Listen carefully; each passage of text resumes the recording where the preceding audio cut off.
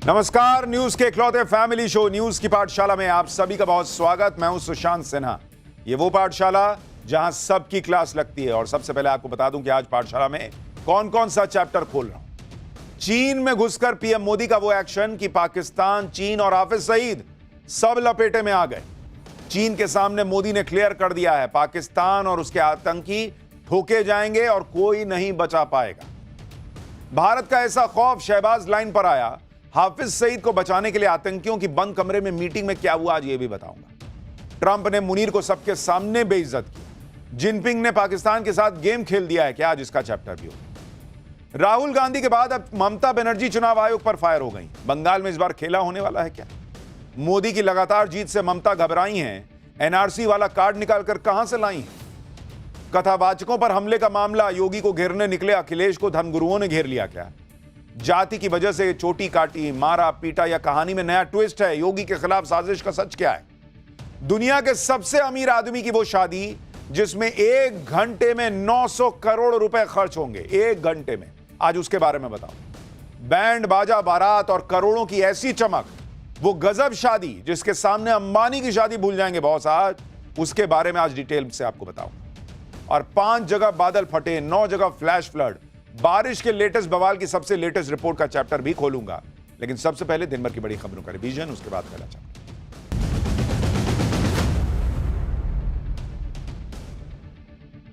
International space station पहुंचकर भारतीय astronaut Shubhanshu Shukla ने नया इतिहास रच दिया। शुभांशु शुक्ला स्पेस स्टेशन में एंट्री करने वाले पहले भारतीय बन गए।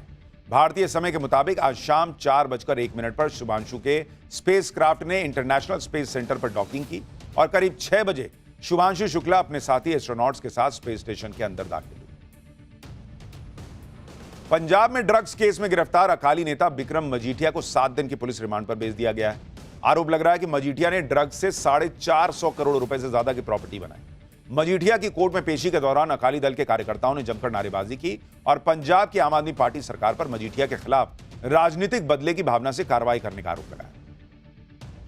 अहमदाबाद में 12 जून को क्रैश हुए एयर इंडिया विमान के ब्लैक बॉक्स के डेटा को रिकवर कर लिया गया है। सरकारी बयान में बताया गया कि डेटा डाउनलोड हो गया है, मेमोरी मॉड्यूल को भी एक्सेस कर लिया गया है। अब aircraft accident investigation bureau black box से रिकवर हुए डेटा को पढ़ेगा, उसका विश्लेषण करेगा, समझेगा और इससे हादसा होने के कारणों का पता लगाया जाएगा। यौन शोषण के अलग अलग मामलों में उम्र कैद की सजा काट रहे आसाराम और उसके बेटे नारायण साईं की आज 11 साल बाद जोधपुर में मुलाकात हुई।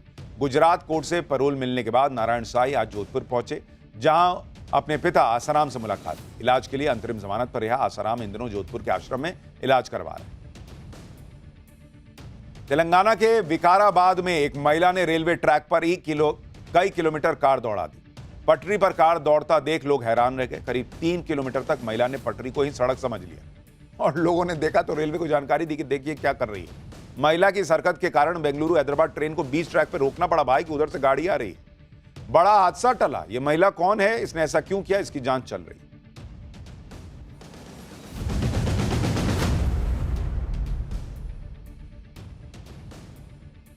तो ये हो गया दिन भर का रिवीजन और पाठशाला की पहली क्लास। चीन में घुसकर पीएम मोदी का वो एक्शन कि पाकिस्तान, चीन, हाफिज सईद सब लपेटे में आ गए। चीन के सामने मोदी ने क्लियर कर दिया है, पाकिस्तान और उसके आतंकी ठोके जाएंगे, तुम भी नहीं बचा पाओगे। भारत का ऐसा खौफ, शहबाज लाइन पर आया। हाफिज सईद को बचाने के लिए आतंकियों की बंद कमरे में मीटिंग में क्या हुआ और कैसे पाकिस्तान की लेटेस्ट बेइज्जती हुई है, सबसे पहले इसका चैप्टर खोल रहा हूं। इस वक्त नरेंद्र मोदी गजब फॉर्म में है। पाकिस्तान को तो फुटबॉल बना के रखा है। जहां जाते हैं उसको लतिया देते हैं। जहां पाकिस्तान जा रहा है उसको लात पड़ रही। जगह कोई भी हो, पाकिस्तान की धुलाई रुकती नहीं। अब तो नरेंद्र मोदी ऐसे रौद्र रूप में आ गए हैं कि पाकिस्तान को जो भी गोद में बैठाता है उसका भी धुआं धुआं बना दे रहे हैं। बॉस, चीन के घर में घुसकर भारत ने ऐसा बवाल काटा कि चीन सन्न है, क्योंकि चीन पाकिस्तान के साथ मिलकर भारत के खिलाफ खेल करने चला था। लेकिन भारत ने भी इस खेल को समझा और फिर वो हुआ जो चीन पाकिस्तान ने सोचा भी नहीं। चीन में एससीओ की मीटिंग चल रही है, जहां नरेंद्र मोदी ने रक्षा मंत्री राजनाथ सिंह को भेजा हुआ है और रक्षा मंत्री राजनाथ सिंह ने इस मीटिंग में पाकिस्तान और चीन दोनों को अच्छे से ठोक दिया, क्योंकि चीन और पाकिस्तान दोनों इस तिकड़म में लगे थे कि कैसे पाकिस्तान के आतंकी करतूतों पर थोड़ा सा धीरे से पर्दा डाल देंगे। मोदी छोड़ने वाले हैं। पहले ही मोदी कह चुके हैं कि वो सिर्फ आतंकियों और उसके पालने वालों को ही नहीं, बल्कि पर्दे के पीछे से सपोर्ट करने वाले को, उसको फाइनेंस देने वाले को, सभी को दुश्मन मानेंगे। जो भी पाकिस्तान की मदद करने की कोशिश करेगा उसे छोड़ेंगे नहीं। चीन ने पीएम मोदी के इस नए न्यू नॉर्मल वाली पॉलिसी को हल्के में लेने की कोशिश की तो नरेंद्र मोदी ने ट्रेलर दिखा दिया। देखिए मुंह उतरा हुआ सबका वहां पे। भारत किस हद तक जा सकता है यह चीन में बैठकर बता दिया गया है। भारत ने चीन में जाकर चीन के मुंह पर मैसेज दे दिया कि मारूंगा पाकिस्तान को अभी, और तुम भी नहीं बचा पाओगे। और आतंकवाद के मुद्दे पर पाकिस्तान की ढाल बनने की गलती तो करना मत। इसी वजह से चीन में जारी एससीओ यानी शांघाई कोऑपरेशन ऑर्गेनाइजेशन की मीटिंग में भारत ने आतंकवाद के मुद्दे पर ऐसा सख्त स्टैंड लिया कि चीन भी हैरान रह गया। एससीओ के रक्षा मंत्रियों की बैठक में भारत ने ज्वाइंट स्टेटमेंट साइन करने से मना कर दिया। रक्षा मंत्री ने पेन हटा दिया, मैं नहीं करता साइन, हटाओ इसको। सूत्रों के मुताबिक ज्वाइंट स्टेटमेंट में पहलगाम हमले का जिक्र ही नहीं था, पाकिस्तान के आतंकवाद का जिक्र नहीं था।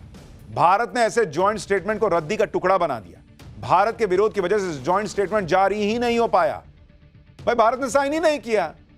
भाई हम नहीं करते साइन भाई, पहलगाम नहीं है इसमें, लश्कर और हिजबुल जैसे आतंकी संगठनों का जिक्र नहीं है, हम यहां साइन करने आए हैं, हम तुम्हारा बुखार उतार देंगे।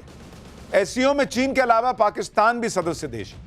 भारत ने चीन में जाकर चीन और पाकिस्तान के सामने बैठकर आतंकवाद पर दोनों के बैंड बजा दिए। एससीओ मीटिंग की अध्यक्षता चीन कर रहा है और अक्सर अध्यक्ष देश पर यह दबाव होता है कि वो इस इवेंट को सही से निपटा दे। ज्वाइंट स्टेटमेंट तो कम से कम जारी हो ही जाए, लेकिन भारत के कड़े विरोध की वजह से चीन की फजीहत हो गई। पाकिस्तान जैसे दो कौड़ी के दोस्त की वजह से चीन को भी जिल्लत झेलनी पड़ी, क्योंकि ज्वाइंट स्टेटमेंट ही नहीं आ पाया। लेकिन अभी जो आपको बताया वो तो चीन के अंदर ग्लोबल मंच पर चीन और पाकिस्तान की बेइज्जती का एक पन्ना है। अभी तो आपको आगे बताऊंगा कि पीएम मोदी की डिप्लोमेसी ने कैसे चीन में बड़ा धमाका कर दिया। आपको दिखाऊंगा कि कैसे भारत के रक्षा मंत्री राजनाथ सिंह का एक साइन चीन और पाकिस्तान के आतंकवाद पर भारी पड़ा। आपको अमेरिका की वो खुफिया रिपोर्ट भी दिखाऊंगा जिसे देखकर डोनाल्ड ट्रंप पाकिस्तान की क्लास लगा देंगे। आपको यह भी बताऊंगा कि कैसे पीएम मोदी का जलवा देखकर चीन के राष्ट्रपति को साइड हीरो जैसा लगने लगा है। लेकिन पहले डिप्लोमेसी के इस चैप्टर की एक झलक देखिए। भारत ने आज चीन में बैठकर चीन पाकिस्तान दोनों को जो ट्रेलर दिखाया है वो चीन पाकिस्तान को बरसों तक याद रहेगा कि पाला नरेंद्र मोदी से पड़ा है। आप देखिए चीन पाकिस्तान ने कैसी चाल चली थी कि एससीओ की मीटिंग में जो ज्वाइंट स्टेटमेंट आना था उसमें पहलगाम हमले का नाम ही नहीं डाले ये लोग, बलूचिस्तान का जिक्र कर दिया। ज्वाइंट स्टेटमेंट का ड्राफ्ट देखते ही राजनाथ सिंह का दिमाग जो है वो भन्ना गया, पारा उनका हाई हो गया कि ये क्या तमाशा है। आप तस्वीरें देखिए, हमारे रक्षा मंत्री राजनाथ सिंह एक दस्तावेज पढ़ रहे हैं, एक हाथ में उन्होंने कलम पकड़ के रखी है ताकि कागज को पढ़ के साइन कर देंगे। लेकिन दस्तावेज को पढ़ने के बाद राजनाथ सिंह ने पेन एकदम से उठाया और साइड रख दिया फिल्मी अंदाज में। ना ऐटा चौलबे ना, ये ना होगा। ये तय कर लिया कि साइन नहीं करूंगा, यानी भारत इस दस्तावेज पे साइन नहीं करेगा, क्योंकि भारत इस ड्राफ्ट में लिखी बातों से सहमत नहीं है। अब चाहे इस कागज का जो करना है करो, इसको लपेट के झालमुरी बना के इसमें खाओ, क्या करना है तुम देखो, हमको कोई फर्क नहीं पड़ा। मोमो डाल के खाओगे, चाइना वाले हो ना। खैर, जो कूटनीति के इतिहास में लंबे वक्त तक याद रखी जाएगी वो मिसाल पेश की रक्षा मंत्री ने। देखिए पेन वहीं रख दिए, छोड़ दिए। साफ दिख रहा था कि यह चीन और पाकिस्तान की चाल थी कि जॉइंट स्टेटमेंट में पहलगाम जैसे हमले पर दो शब्द भी ना लिखो और बलूचिस्तान का जिक्र करके भारत को फंसाने का प्रयास करो। लेकिन चीन पाकिस्तान भूल गए कि ये तो नया भारत है मोदी वाला, ये फंसने वाला थोड़ी, ये ठोकने वाला भारत। चीन ने पाकिस्तान को बचाने के लिए एक काम चलाऊ बयान जारी करवाने की कोशिश की, लेकिन एससीओ की अध्यक्षता करने वाले चीन को पाकिस्तान का साथ देना महंगा पड़ गया। एससीओ जैसे ग्लोबल मंच से भारत ने पाकिस्तान के साथ साथ चीन को भी एक्सपोज कर दिया। एससीओ में चीन पाकिस्तान के अलावा रूस, ईरान, बेलारूस समेत 10 देश हैं। एससीओ देशों ने कुल मिलाकर दुनिया की 30% जीडीपी और 40% आबादी को रिप्रेजेंट किया है। और ऐसे बड़े मंच से भारत ने दुनिया को यह मैसेज दे दिया कि वो आतंकवाद पर कोई समझौता करने वाला नहीं है। आप एससीओ मीटिंग की तस्वीरें देखिए। इस तस्वीर में एक तरफ राजनाथ सिंह है और उनके सामने पाकिस्तान के रक्षा मंत्री ख्वाजा आसिफ बैठे हुए हैं, एक तरफ चीन के रक्षा मंत्री। और इस भरी मीटिंग में राजनाथ सिंह ने आतंकवाद पर पाकिस्तान की जमकर क्लास लगाई। क्लास पाकिस्तान की लग रही थी और शब्द चीन को भी चुभ रहे हों। सुनिए रक्षा मंत्री राजनाथ सिंह ने वहां चीन और पाकिस्तान दोनों को बैठा के सामने क्या क्या सुनाया है। It is imperative that those who sponsor, nurture and utilize terrorism for their narrow and selfish ends must bear the consequences. Some countries use cross-border terrorism as an instrument of policy and provide shelter to terrorists. There should be no place for such double standards. SCO should not hesitate to criticize such nations. SCO की meeting में राजनाथ सिंह सुनाते रहे, चीन और पाकिस्तान सुनते रहे। दूसरे देश भी समझ रहे थे कि भारत तो गजब फोड़ रहा है भाई। पाकिस्तान के सामने ही राजनाथ सिंह ने ऑपरेशन सिंदूर की सफलता का जिक्र किया और बताया कि कैसे भारत ने पाकिस्तान में आतंकी ठिकानों को फोड़ा। रक्षा मंत्री ने बता दिया कि वो आगे भी आतंकी ठिकानों को टारगेट करने से हिचकेंगे नहीं। सोचिए, चीन पाकिस्तान के सामने बैठ के बोल दिए रक्षा मंत्री राजनाथ सिंह कि अभी इसको मारेंगे और इसको बचाना मत। यह भाव था। राजनाथ सिंह ने एससीओ की मीटिंग में पहलगाम हमले का जिक्र किया, लश्कर को गुनहगार बताया, कहा कि पहलगाम हमले का पैटर्न आतंकी संगठन लश्कर के पिछले आतंकी हमलों से मेल खाता है भाई। राजनाथ सिंह ने साफ कहा कि आतंकियों के अलावा उसके ऑर्गेनाइजर्स, फाइनेंसर्स, स्पॉन्सर्स सबको जवाबदेह ठहराने की जरूरत है। यानी चीन को लपेट दिए कि तुम पैसा देते हो, हमको नहीं पता है। राजनाथ सिंह ने एससीओ के मंच से पूरी दुनिया को आगाह किया कि पाकिस्तान दुनिया के लिए खतरा है। सुनिए राजनाथ सिंह ने फिर सेकंड राउंड में कैसे ठोका है।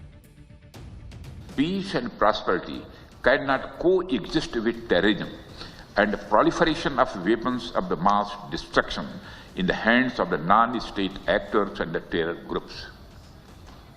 Dealing with these challenges require decisive action, and we must unite in our fight against these evils for our collective safety and security.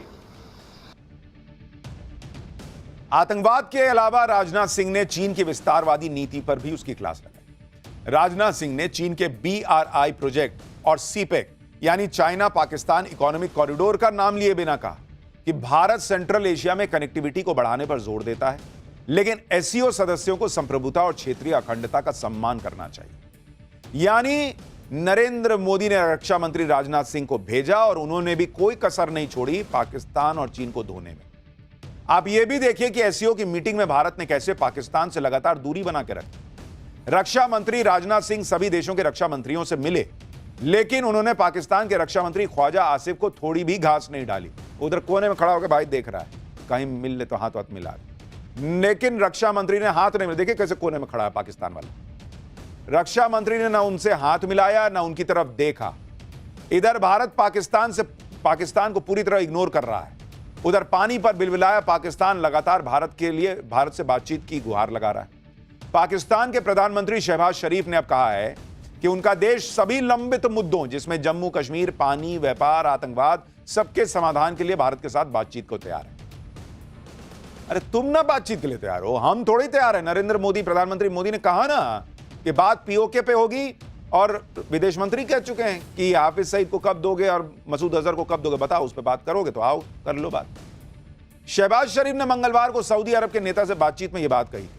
हालांकि भारत से बातचीत की पहल करके पाकिस्तान की कूटनीतिक कंफ्यूजन भी सामने आ गई, क्योंकि इधर पाकिस्तान के प्रधानमंत्री शहबाज शरीफ भारत से बातचीत पर जोर दे रहे हैं, उधर पाकिस्तान के रक्षा मंत्री ख्वाजा आसिफ प्रधानमंत्री नरेंद्र मोदी को उल्टा सीधा बोल रहे हैं। पाकिस्तान की इसी कंफ्यूजन को लेकर अमेरिका में पाकिस्तान के राजदूत रहे हुसैन हक्कानी ने पाकिस्तान की सरकार की क्लास लगा दी। पाकिस्तान की राजनीति की गहरी समझ रखने वाले हुसैन हक्कानी ने कहा कि क्या पाकिस्तान के कैबिनेट मंत्री आपस में बात नहीं करते हैं क्या? एक तरफ पाकिस्तान के प्रधानमंत्री, विदेश मंत्री और फील्ड मार्शल दुनिया को बता रहे हैं कि पाकिस्तान भारत के साथ बातचीत फिर से शुरू करना चाहता है, और रक्षा मंत्री ऐसे शब्दों का इस्तेमाल कर रहे हैं। ऐसे में कोई बातचीत कैसे आगे बढ़ सकती है भाई? आपस में बात नहीं करते हो क्या तुम लोग? यह बात पाकिस्तान भी अच्छी तरह समझता है कि भारत तभी बातचीत करेगा जब पाकिस्तान आतंकवाद पर निर्णायक एक्शन ले, और पाकिस्तान में ऐसा हो नहीं सकता क्योंकि पाकिस्तान की रगों में तो आतंकवाद दौड़ रहा है। पाकिस्तान में लोगों का हाथ कटता है तो खून के साथ साथ दो चार आतंकी गिर जाते हैं, ऐसा है। सूत्रों से खबर है कि पाकिस्तान सरकार के मंत्रियों ने आतंकियों के साथ बंद कमरे में एक खास मीटिंग की। इस मीटिंग में हाफिज सईद के बेटे तलहात सईद के शामिल होने की खबर है। पहलगाम हमले का मास्टरमाइंड सैफुल्लाह कसूरी इसमें शामिल था। कार्यक्रम में पाकिस्तान के सूचना मंत्री अताउल्लाह तरार भी मौजूद थे। इन्हें इस बात का खौफ है कि हाफिज सईद हो या मसूद अजहर, ये सारे आतंकी भारत की हिट लिस्ट में है और नरेंद्र मोदी इनका काम कभी भी तमाम करवा सकते हैं। इसलिए जैसे तैसे नरेंद्र मोदी से इन आतंकियों को कैसे बचाना है, ये लोग बंद कमरे में मीटिंग कर रहे हैं। लेकिन पाकिस्तान आतंकियों को जितना शरण दे ले, बचा तो पाएगा नहीं इनको। आप देखिए, आज ही खबर आई है कि भारत ने जम्मू कश्मीर के उधमपुर में जैश के टॉप कमांडर को ठोक डाला है। एनकाउंटर में सुरक्षा बलों ने पाकिस्तान के स्पेशल सर्विसेज ग्रुप यानी एसएसजी की तरफ से ट्रेन टॉप जैश ए मोहम्मद के कमांडर को मार गिराया। अलग अलग रिपोर्ट्स में मारे गए आतंकी की पहचान अब्दुल जब्बार के तौर पर हुई है। उसकी फोटो दिखाइए जरा। यह आतंकी पिछले 1 साल से उधमपुर, कठुआ और डोडा में कई आतंकी हमलों का मास्टरमाइंड था। यह था वो जो बैठा हुआ दिख रहा था। आतंकी का कोड नेम मौलवी बताया जा रहा है। जम्मू कश्मीर में लगातार इस तरह अभियान चलाकर आतंकी नेटवर्क को ध्वस्त किया जा रहा है। पाकिस्तान के आतंकियों को भारत ठोकता जा रहा है और भारत की इस मार से बचने के लिए असीम मुनीर कभी ट्रंप के साथ लंच करने जाता है, कभी चीन के साथ मिलकर खेल करने लगता है। लेकिन पाकिस्तान को यह पता नहीं कि अंदर ही अंदर चीन उसी का गेम करने में जुटा हुआ है। पहले ट्रंप ने मुनीर की लंच पर उसकी बेइज्जती की, अब जिनपिंग क्या गेम कर रहे हैं वो आप देखिए कि जब एससीओ की बैठक में एनएसए अजीत डोभाल ने पाकिस्तान के आतंकी चरित्र को बेनकाब किया तो चीन ने भारत का विरोध करने की बजाय समर्थन कर दिया। एससीओ में एनएसए लेवल की मीटिंग में डोभाल ने कहा कि भारत लश्कर-ए-तैयबा, जैश-ए-मोहम्मद, अल-कायदा, आईसिस और उसके सहयोगी प्रतिबंधित आतंकी संगठनों से लगातार खतरे को लेकर बेहद चिंतित है। दुनिया के देशों को आतंकवाद के खिलाफ लड़ाई में दोहरे मापदंड को त्यागने की जरूरत है। सीमा पार आतंकवाद समेत कोई भी आतंकवादी घटना मानवता के विरुद्ध अपराध है। एनएसए अजीत डोभाल ने यह भी कहा कि सीमा पार आतंकवादियों, आतंकी घटनाओं के आयोजकों, वित्त पोषकों और प्रायोजकों को जवाबदेह ठहराने की जरूरत है।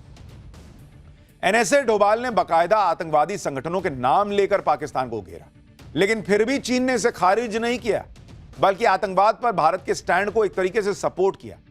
और यह हैरानी की बात है क्योंकि यह वो चीन है जो अक्सर आतंकवाद के मुद्दे पर पाकिस्तान की ढाल बन जाता है। यूनाइटेड नेशन में अपनी वीटो पावर का इस्तेमाल करके पाकिस्तानी आतंकवादियों को बचाता रहा है, लेकिन यहां चीन में बैठकर भारत के एनएसए ने पाकिस्तान को धोया और चीन चुपचाप रह गया कि ठीक है, मार रहे हो तो मारो। एक्सपर्ट कह रहे हैं कि चीन ने न्यूट्रल रहकर मैसेज दिया है कि वो अब पाकिस्तान के चक्कर में भारत से रिश्ते नहीं बिगाड़ना चाहता, और जिस तरह पाकिस्तान चीन के बजाय अमेरिका से नजदीकियां बढ़ा रहा है उससे भी चीन चिढ़ा हुआ है। चीन शातिर खिलाड़ी तो है ही है, वो पाकिस्तान को आगे कर देता है, पीछे से अपना काम करवाता है।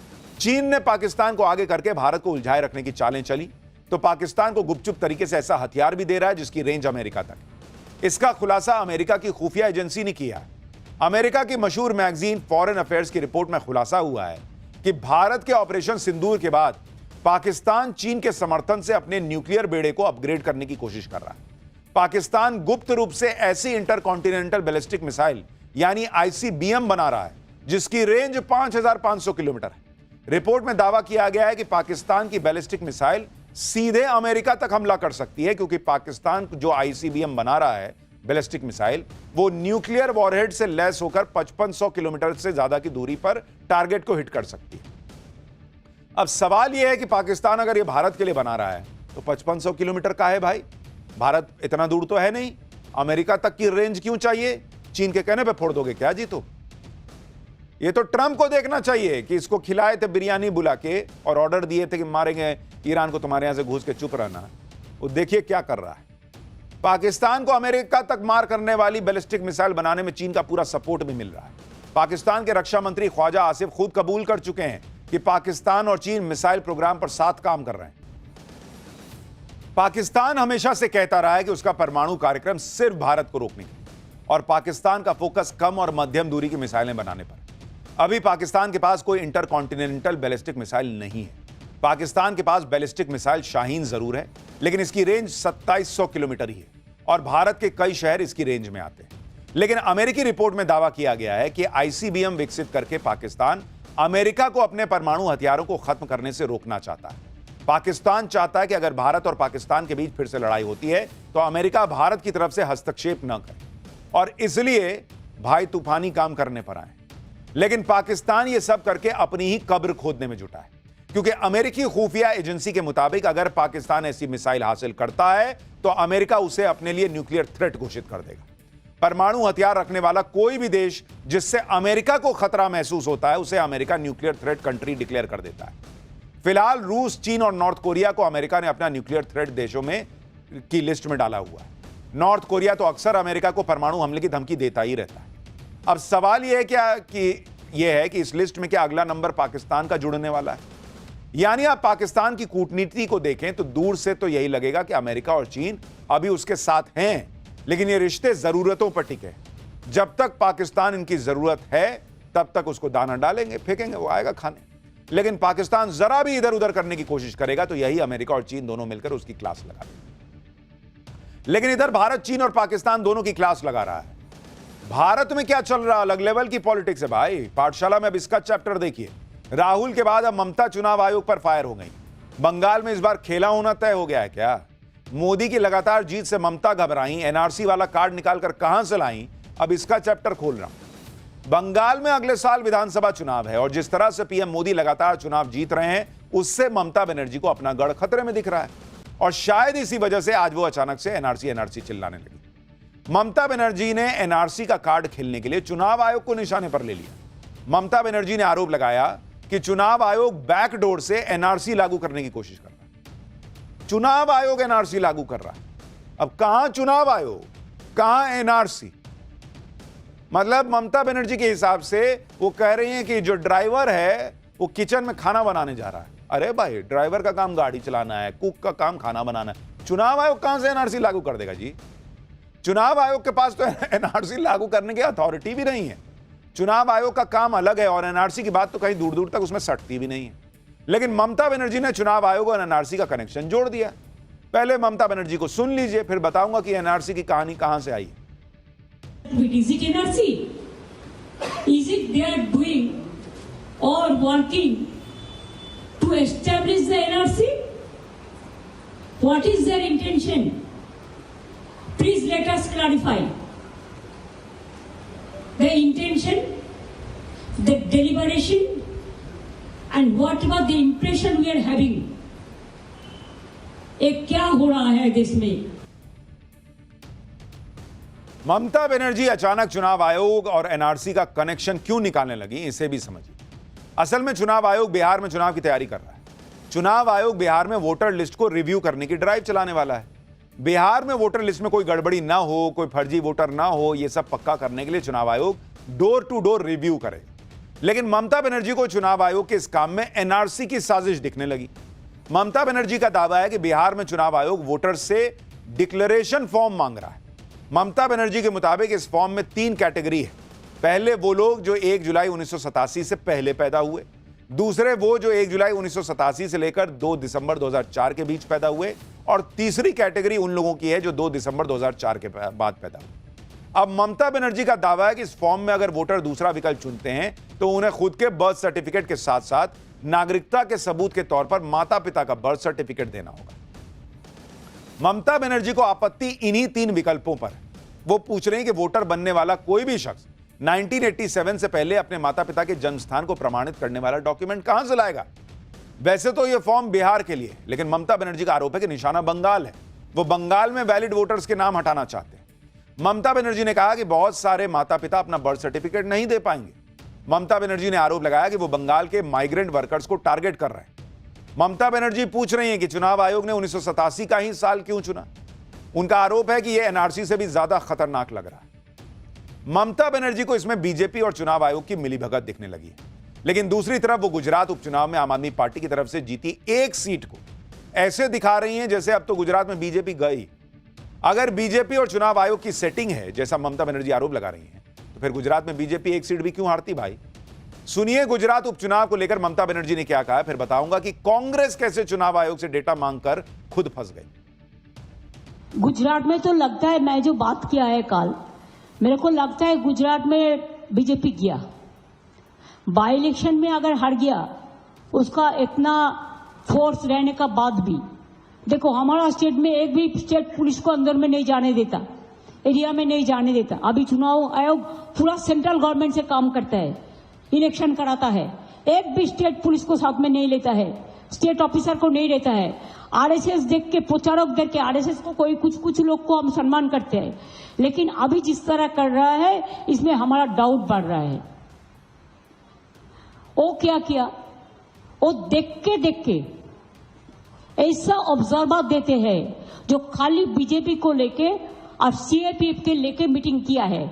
इवन बाई इलेक्शन का पहले भी वो बहुत कोशिश किया। ममता बनर्जी खुद कह रही हैं कि वहां स्टेट पुलिस नहीं होती, पूरी सेंट्रल फोर्स होती। और भाई आप तो फिर भी चुनाव जीत ही ना रही हैं, तो सेंट्रल फोर्स लगाने से क्या हो गया? ममता बनर्जी ये सब बातें इसलिए कर रही हैं क्योंकि बंगाल में 2026 में चुनाव होने वाले हैं और ममता बनर्जी को इस बार का डर है कि कहीं इस बार उनके साथ खेला ना हो जाए, क्योंकि बंगाल में 14 साल से ममता बनर्जी लगातार सत्ता में, 14 साल सत्ता में रहने की काफी एंटी इनकम्बेंसी भी हो सकती है। ममता बनर्जी पर तुष्टीकरण की राजनीति करने के आरोप भी लगते हैं। पहले बंगाल में मजबूत विपक्ष नहीं था, लेकिन अब मजबूत बीजेपी है। बीजेपी ने पिछले कई सालों से ममता बनर्जी को जोरदार टक्कर तो दी है।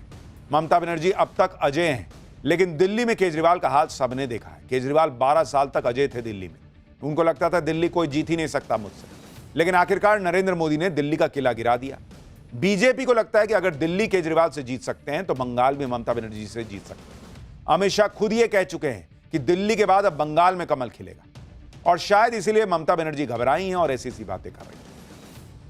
ममता बनर्जी शायद इसी डर से चुनाव आयोग पर फायर है कि कहीं बंगाल में इस बार उनके साथ खेला ना हो जाए, तो पहले से कुछ बेस बनाओ। इंडी गठबंधन के लिए सबसे आसान निशाना चुनाव आयोग ही है। ये लोग जीतते हैं तो बोलती बंद हो जाती है, हारते हैं तो चुनाव आयोग पे, ईवीएम पे ठीकरा फोड़ते हैं। इंडी गठबंधन में कांग्रेस यही काम बहुत पहले से कर रही है। पिछले साल महाराष्ट्र चुनाव को लेकर कांग्रेस अब तक चुनाव आयोग से भिड़ी हुई है, लेकिन चुनाव आयोग को घेरने के चक्कर में खुद कांग्रेस फंस गई। दरअसल महाराष्ट्र चुनाव को लेकर कांग्रेस ने चुनाव आयोग से वोटर लिस्ट मांगी थी। उनका आरोप था कि महाराष्ट्र लोकसभा और विधानसभा चुनाव में वोटर लिस्ट में बड़ा गैप था। कांग्रेस का कहना था कि महाराष्ट्र विधानसभा चुनाव में अचानक से वोटर्स की संख्या बढ़ गई। कांग्रेस की इस डिमांड को मानते हुए आयोग ने 2009 से 2024 तक की वोटर लिस्ट शेयर करने की इजाजत दे दी। लेकिन अब कांग्रेस कह रही है कि हमें मशीन रीडेबल डिजिटल कॉपी चाहिए, लेकिन कांग्रेस की इस मांग को चुनाव आयोग ने नकार दिया। चुनाव आयोग के सूत्रों के मुताबिक कांग्रेस की यह डिमांड मौजूदा कानूनी नियमों के दायरे में नहीं है, और ऐसी ही डिमांड को साल 2018-19 में सुप्रीम कोर्ट खारिज कर चुकी है। साल 2018-19 में कांग्रेस के पूर्व मुख्यमंत्री कमलनाथ ऐसी ही डिमांड लेकर सुप्रीम कोर्ट गए थे कि हमको डेटा दिला दीजिए चुनाव आयोग से। 2019 में सुप्रीम कोर्ट ने साफ साफ कह दिया था कि चुनाव मैनुअल में वोटर लिस्ट का आंकड़ा सार्वजनिक करने के लिए इमेज पीडीएफ फॉर्मेट की बात की गई है, वहां कहीं भी सर्चेबल पीडीएफ की बात ही नहीं, और इसलिए याचिकाकर्ता यानी कमलनाथ यह क्लेम नहीं कर सकते कि ड्राफ्ट इलेक्टोरल रोल वेबसाइट पर या सर्चेबल मोड में होना चाहिए। और इतना ही नहीं, सुप्रीम कोर्ट ने तो यह भी कह दिया था कि भाई आपको अगर जरूरत है तो यह हो जाता है, कोई बहुत बड़ी बात नहीं है। आपको जो रीडेबल मिला है उसको आप जो है वो आराम से कन्वर्ट कर सकते हो पीडीएफ को। लेकिन 2018-19 से सोचिए 25 हो गया, कांग्रेस अभी वही लड़ाई लड़ रही है। कांग्रेस पार्टी आज जो डिमांड कर रही है उसे सुप्रीम कोर्ट पहले ही खारिज कर चुका है, लेकिन कांग्रेस पार्टी माहौल बनाने में लगी हुई है। इसी तरह कांग्रेस की चुनाव आयोग से एक और डिमांड, कांग्रेस चाहती है कि इलेक्शन के दिन वोटिंग सेंटर का सीसीटीवी फुटेज दे दिया जाए, लेकिन कांग्रेस को यह समझ नहीं आ रहा कि यह गैरकानूनी होगा। खुद साल 2021 में सुप्रीम कोर्ट ने कहा था कि वोटिंग की सीक्रेसी को बनाए रखना जरूरी है। यहां तक कि representation of the people act 1950-51 में भी यही लिखा है कि वोटिंग की गोपनीयता का उल्लंघन नहीं होना चाहिए। यही बात चुनाव आयोग कह रहा है कि सीसीटीवी फुटेज जारी करने की वजह से वोटर्स की प्राइवेसी का खतरा होगा। लेकिन कांग्रेस पार्टी अपने में सुधार करने की बजाय ये दे दो वो दे दो, क्या ही कोई उनको टीम में रिसर्च करके नहीं देता है कि सर ये सब तो हो चुका, सुप्रीम कोर्ट मना कर चुका है। इतना ही नहीं, इलेक्शन कमीशन खुद राहुल गांधी को पर्सनली मिलने के लिए बुला चुकी है, लेकिन अब कांग्रेस कह रही है कि पहले हम जैसी लिस्ट मांग रहे हैं वो लिस्ट दो तब मिलने आए। बैठे रहिए, हो गया आपका काम। खैर, पाठशाला में अब आपको बताते हैं अगला चैप्टर। कथावाचकों पर हमले का मामला, योगी को घेरने निकले अखिलेश को धर्मगुरुओं ने घेर लिया है क्या? जाति की वजह से चोटी काटी, मारा पीटा, यह कहानी में नया ट्विस्ट है। योगी के खिलाफ साजिश का सच क्या है अब आपको यह बताता हूं। यूपी के कथावाचक कांड में अखिलेश यादव लगातार सीएम योगी को घेर रहे हैं। ऐसी राजनीति हो रही है जिसमें पूरा मामला यादव बनाम ब्राह्मण किया जा रहा है। यह नैरेटिव अखिलेश यादव के पीडीए वाले एजेंडे में फिट बैठता है और इसलिए इस मामले में लगातार पेट्रोल छिड़ककर आग लगाई जा रही है। लेकिन मुख्यमंत्री योगी आदित्यनाथ चुपचाप सब देखने वालों में से नहीं है। आज योगी ने पुलिस प्रशासन को अच्छे से टाइट कर दिया और क्लियर कट कह दिया कि यूपी में जातीय दुश्मनी फैलाने की साजिश हो रही है और इस साजिश का तुरंत पर्दाफाश कीजिए। सीएम योगी की नहीं, हिंदू धर्मगुरुओं को भी इस घटना को यूपी में विधानसभा चुनाव से पहले सुलगाने की साजिश दिख रही है, क्योंकि इटावा के कथाकांड को लेकर ब्राह्मण और यादव पक्ष आमने सामने आ गए। जमकर बवाल हो रहा है, जबकि जिन कथावाचकों के साथ बदसलूकी हुई उन पर जाति छुपाने के लिए धोखाधड़ी का केस भी दर्ज हो चुका है और बदसलूकी के आरोपियों को पहले ही जेल भेजा जा चुका है। ऐसे में सवाल उठता है कि क्या वाकई इटावा कांड की आड़ में यूपी को जातीय संघर्ष में झोंकने की साजिश हो रही है? आज पाठशाला में इसकी पूरी डिटेल बताऊंगा। साथ ही यह भी बताऊंगा कि कैसे सीएम योगी ने इस साजिश का पर्दाफाश करने के लिए पुलिस प्रशासन को खुली छूट दे दी है और इटावा कांड पर अखिलेश यादव ने क्यों अमेरिका के राष्ट्रपति ट्रंप को घसीट लिया। लेकिन पहले पूरे घमासान की एक झलक देखिए। इटावा के जिस कथावाचक कांड को लेकर यूपी से बिहार तक सियासत गर्मा गई, उसकी पूरी डिटेल आगे बताऊंगा। लेकिन पहले देखिए इस मुद्दे पर कैसे घमासान बढ़ता जा रहा है। इटावा में आज पुलिस ने उन कथावाचकों के खिलाफ एफआईआर दर्ज कर ली है जिनके साथ 21 जून को बदसलूकी हुई।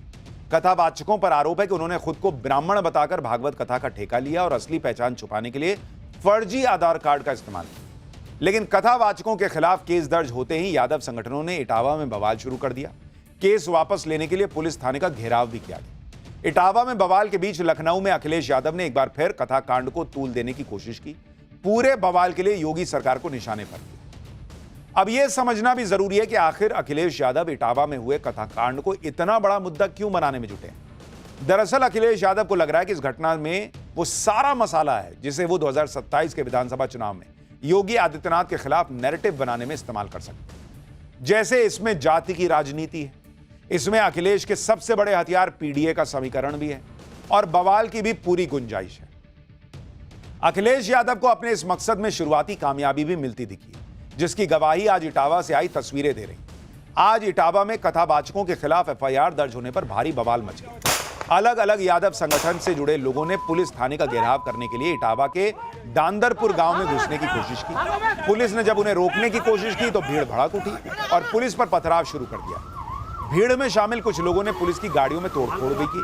देखते ही देखते बवाल इतना बढ़ गया कि पुलिस को खुद को बचाने के लिए हवाई फायरिंग तक करनी पड़ी। जिस तरह से इटावा के कथाकांड को लेकर सियासत हो रही है, उसे देखते हुए सीएम योगी आदित्यनाथ को पहले ही इस तरह के बवाल का अंदेशा हो चुका है और इस तरह के बवाल से निपटने के लिए पहले ही उन्होंने पुलिस प्रशासन को खुली छूट दे दी थी। अधिकारियों के साथ बैठक में सीएम योगी ने साफ कर दिया था कि पिछले कुछ समय से कुछ अराजक तत्व उत्तर प्रदेश में जातीय दुश्मनी फैलाने का षड्यंत्र रच रहे हैं। इटावा जैसी घटनाएं इसकी पुष्टि करती हैं। आगे सीएम योगी ने कहा कि ऐसी गतिविधियां न केवल राज्य की छवि को धूमिल करती हैं, बल्कि सामाजिक ताने बाने के लिए भी खतरा है। सीएम योगी ने अधिकारियों को निर्देश दिया कि ऐसी किसी भी साजिश का तुरंत पर्दाफाश हो, दोषियों की पहचान सार्वजनिक की जाए और उनके खिलाफ सख्त से सख्त कार्रवाई सुनिश्चित की जाए। सीएम योगी ने अधिकारियों को खुली छूट देते हुए यह तक कह दिया कि कार्रवाई के लिए शासन से आदेश का इंतजार न कीजिए, कानून के तहत फौरन एक्शन लीजिए। अखिलेश यादव सीएम योगी की सख्ती पर भी सवाल उठाने से नहीं चूके। अखिलेश यादव ने तो सीएम योगी और बीजेपी पर तंज करते हुए इटावा की घटना को लेकर अमेरिका के राष्ट्रपति ट्रंप का जिक्र कर दिया। सुनिए अखिलेश यादव को। तो अभी तक क्या सो रहे थे मुख्यमंत्री जी?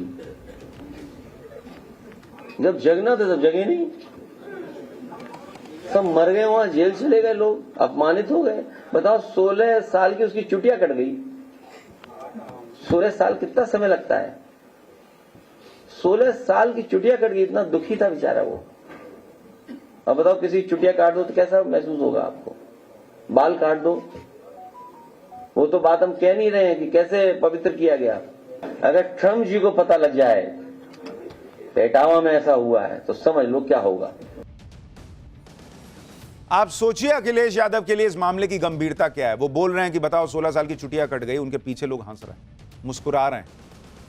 वो कह रहे हैं ट्रम्प को पता चल जाए तो कितना बुरा लगे होगा। इसमें ट्रम्प कहां से आ गए? ये गंभीरता है आपकी इस मामले की। अब इटावा का वो वायरल वीडियो भी देखिए जिसकी गूंज यूपी से बिहार तक पहुंच चुकी है।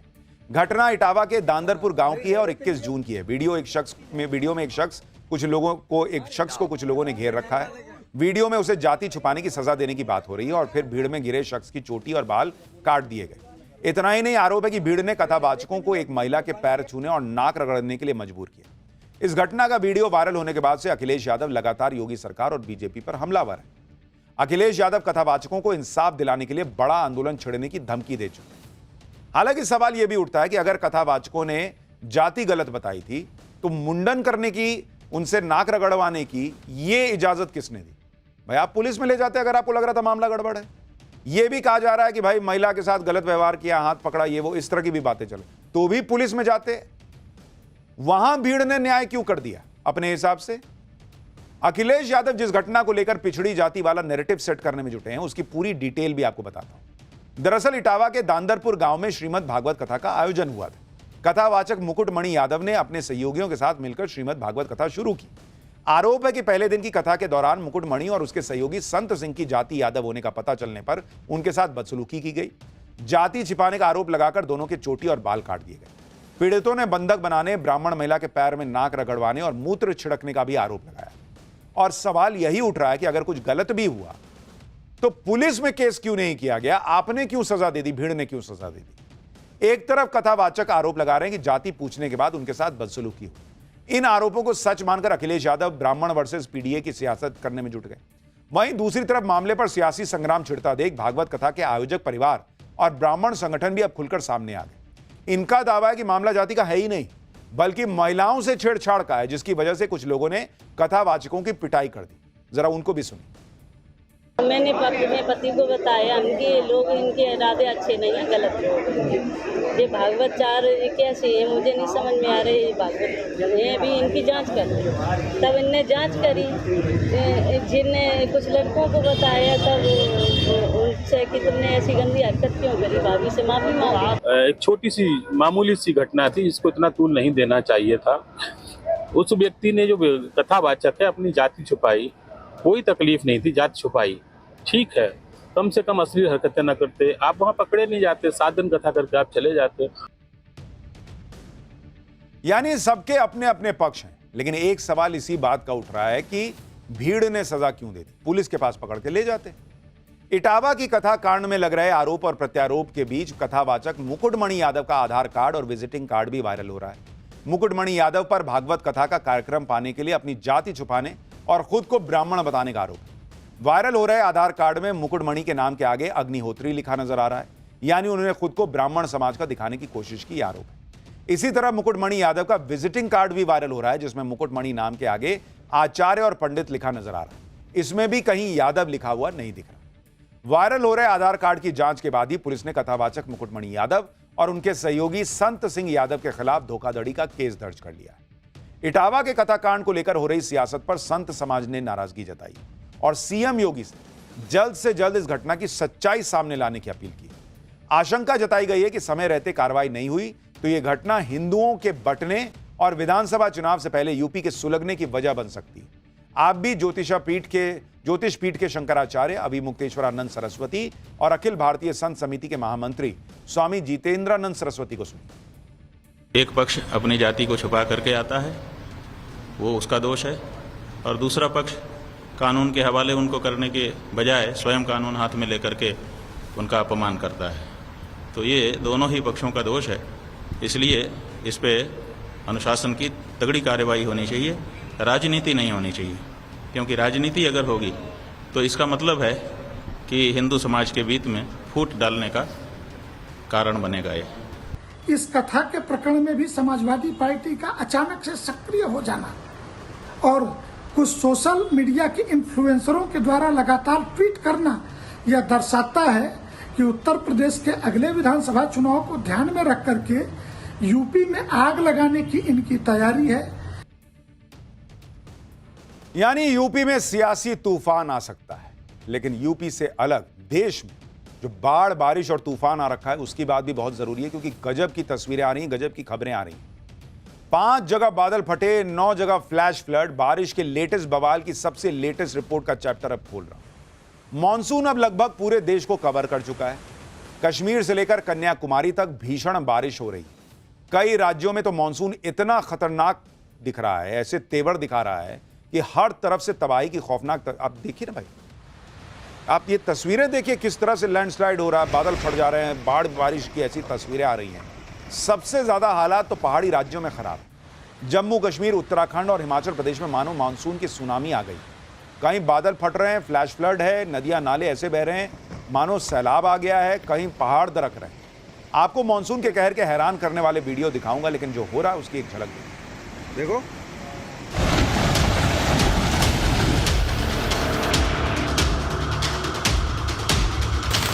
चलता हुआ सरकता हुआ।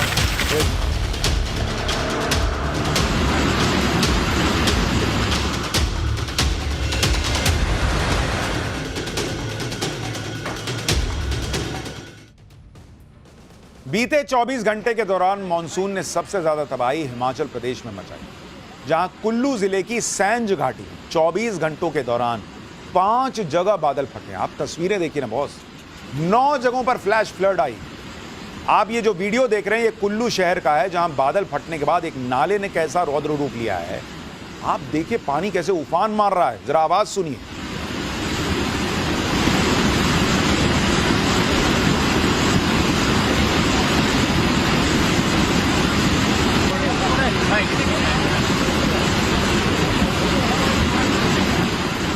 देख रहे हैं आप, एक और तस्वीर देखिए।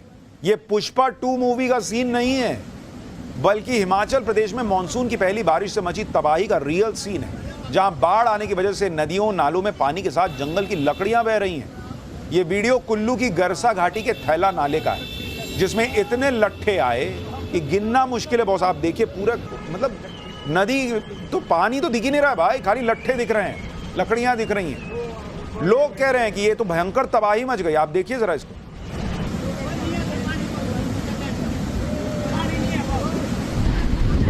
लकड़ी आते हुए, ये देखो लकड़ी आते हुए,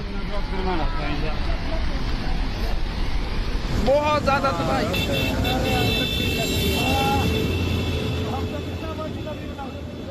कुल्लू की मणिकर्ण घाटी में भी मानसून ने धमाकेदार एंट्री मारी, जहां भारी बारिश की वजह से एनएचपीसी डैम से पानी छोड़ना पड़ा। इससे पार्वती नदी में फ्लैश फ्लड आ गया, जिसमें नदी पर बना एक पुल टूट गया। हिमाचल प्रदेश के कांगड़ा में भी बादल फटने से तबाही मची। आप धर्मशाला की ये तस्वीरें देखिए बॉस, बाप रे बाप, भयानक तस्वीर। बादल फटने के बाद आई फ्लैश फ्लड में एक ट्रक तिनके की तरह देखिए कैसे बह रहा है, और पानी देखिए ना, ऐसा लग रहा है कि जैसे समंदर की तूफानी लहरों में कोई शिप हिचकोले खा रहा है। जरा आवाज सुनिए।